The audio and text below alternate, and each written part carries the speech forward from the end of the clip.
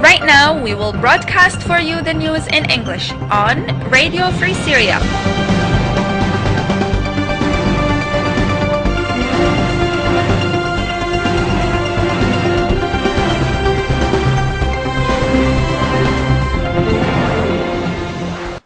Welcome to our news hour in English. I am Marwan Kadro and I will be with you during this news hour from Radio Free Syria. We will start with the local coordination committees in Syria. By the end of Friday, the local coordination committees was able to document 83 marches, including 2 women, 10 children, and 11 marches on the torture. 48 marches were reported in Damascus and its suburbs, 14 in Aleppo, 8 in Daraa, 4 in Hama, 4 in Idlib, 2 in Homs, 2 in Deir ez-Zor, and 1 in Raqqa. The FSA clashed with the regime forces in 103 locations, where the FSA shut down a plane in Suran in Hama and liberated Troknan oil field after fierce clashes with the regime forces, killing a number of their soldiers. The FSA liberated a checkpoint of Soha, Ummil, and Kharjiya in the eastern suburbs of Hama, where they encircled the regime artillery battalion. The FSA targeted Hanano Barak with rocket and homemade mortars in Safira in Aleppo. The FSA also attacked the checkpoint of Amud and seized a 57 caliber and 23 caliber artilleries and a number of Doshka guns. The FSA also gained control over Aziza and Jisr Ghassan areas in Aleppo. In Daraa, the FSA liberated Amira checkpoint in Karak in Dar al-Barad and successfully liberated the entire neighborhood in Khirbet Ghazale. The FSA targeted 4 regime armies vehicles on the international highway.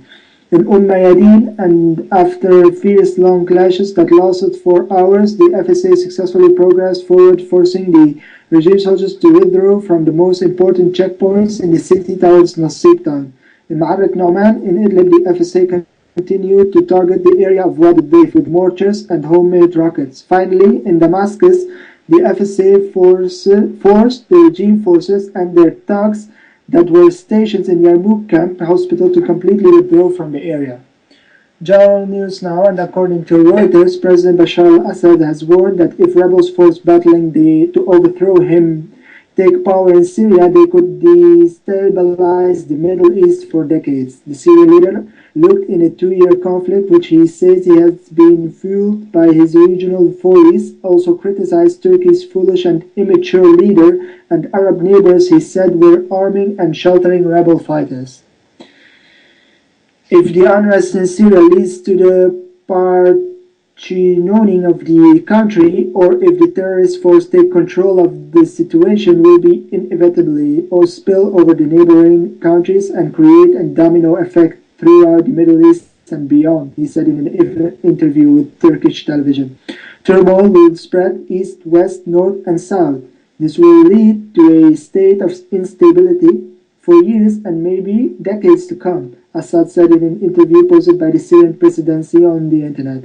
His remarks were an accurate reiteration of his long-standing argument that Syria and the region will face a bleak future if he falls. His voice argues that his determination to keep power at all costs has already plunged his country into disaster. The United Nations says at least 70,000 people have been killed in Syria's conflict. Daily death tolls around 200 are not uncommon, monitoring groups say. More than 1 million refugees have fled the country, and the Syrian Red Crescent says nearly 4 million have been internally displaced. Neighboring Lebanon and Jordan are both struggling to cope with the flood of refugees, while the sectarian element of the conflict, with mainly Sunni Muslims and Islamist fighters battling a president from Syria's Alawite minority, has also raised tensions in neighbors such as Lebanon and Iraq. While accusing opponents of using sectarian slogans, Assad said the essence of the battle was between forces and states seeking to take their people back into historic times and states wanted to take their people into a prosperous future. He appeared to be referring to Sunni Muslim Gulf states, Saudi Arabia and Qatar, absolute monarchies, which have supported efforts to arm insurgents in an uprising which began with peaceful protests for reform and spiraled into a civil war. Assad said Turkey's Prime Minister Recep Tayyip Erdogan was recruiting fighters with Qatari money to wage war in Syria, but warned his former friend that The bloodshed could not easily be contained. The fire in Syria will burn Turkey. Unfortunately, he does not see this reality, Assad said. Erdogan, he said, has not uttered a single truthful word since the crisis in Syria began. Not a hiding in a bunker.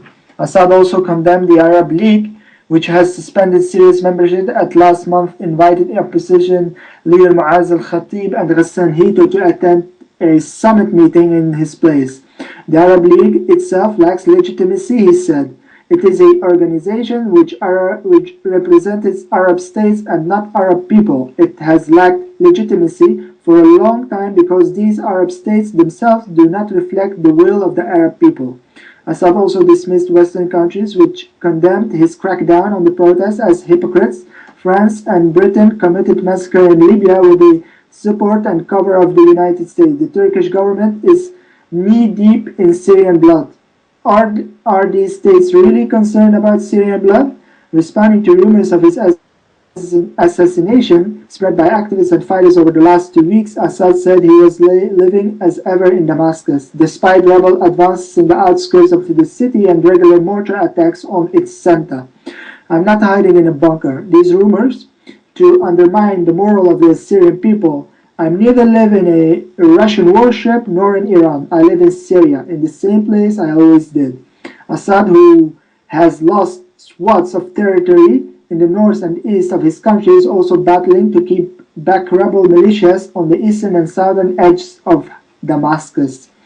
In recent weeks, rebels have gained ground in the southern province of Dar'a, cradle of the 2-year-old uprising, which could give them a platform for a fierce assault on the capital.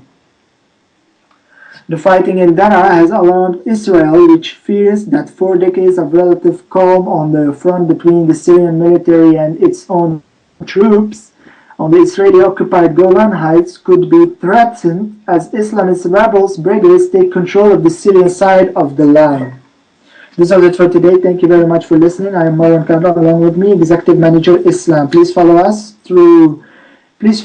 on freesyriaradio.webs.com. You can also reach us through Skype on Syrian342. See you tomorrow. Bye bye.